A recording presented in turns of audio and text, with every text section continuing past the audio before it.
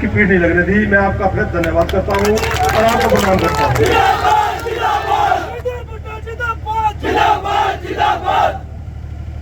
आज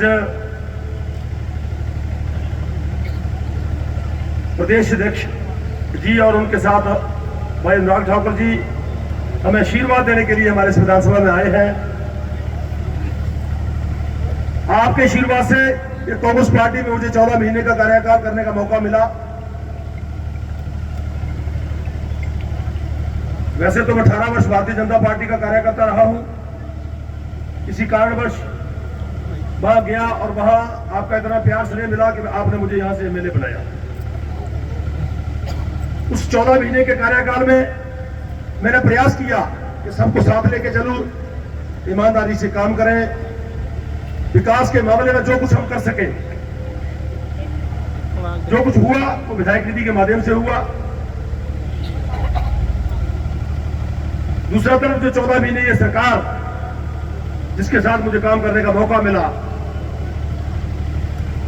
एक भी ईंट तक इस शहर कुलैर क्षेत्र में नहीं लगा पाई। 14 महीने के कार्यकाल में ये मुझे लगता है कि प्रदेश के हमारे पहले मुख्यमंत्री हैं जो किसी भी विधानसभा में नहीं पहुंच पाए। और हम प्रयास करते रहे बार बार। जब हमने बात की तो हमें एक ही जवाब मिलता था कि फाइनेंस की स्थिति बड़ी कमजोर है, इस करके बाद में दौरा करेंगे। जब 14 महीने बीत गए, हमने कहा कि अब तो एमपी के चुनाव आ गए, अब कैसे जाएंगे लोगों में। और जो कांग्रेस की झूठी गारंटियां थी, जब हमने चुनाव लड़ा तब कहा गया कि 1500 रुपए हर महिला के खाते में डाले जाएंगे। उसके बाद कहा गया कि 300 यूनिट बिजली फ्री दी जाएगी। उसके बाद कहा गया कि 3 रुपए किलो गोबर लिया जाएगा। उसके बाद कहा गया 1 लाख युवाओं को रोजगार दिया जाएगा। और जब हमने यहां से चुनाव लड़ा तो आपने बहुत बड़ा समर्थन हमें दिया, कांग्रेस पार्टी को दिया।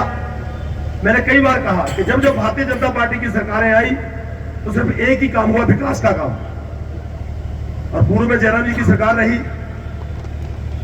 कितने बड़े बड़े प्रोजेक्ट हमारे इस क्षेत्र को मिले। और वो मुझे लगता है कि 14 महीने में वो प्रोजेक्ट जो है वो सारे बंद पड़े हैं। इस सरकार में फूटी कौड़ी उन प्रोजेक्टों के लिए नहीं आई। और बार बार इस सरकार में आश्वासन उसका कुछ नहीं मिला। जब बार बार मुख्यमंत्री द्वारा अपने ही विधायकों को बार बार जलील किया जाता था, बार बार उनकी अनदेखी की जाती थी, जब वो क्षेत्र के विकास काम लेके जाते थे तो बार बार उन्हें कहा जाता था कि इस बार बजट का इंतजाम नहीं, अगली बार करेंगे। हमने कहा 14 महीने बीत गए, अब दोबारा जब लोगों में जाएंगे तो क्या जवाब देंगे। उसी दौरान राज्यसभा के एक सीट का इलेक्शन हमारे विधानसभा अपने प्रदेश में हुआ और जिसमें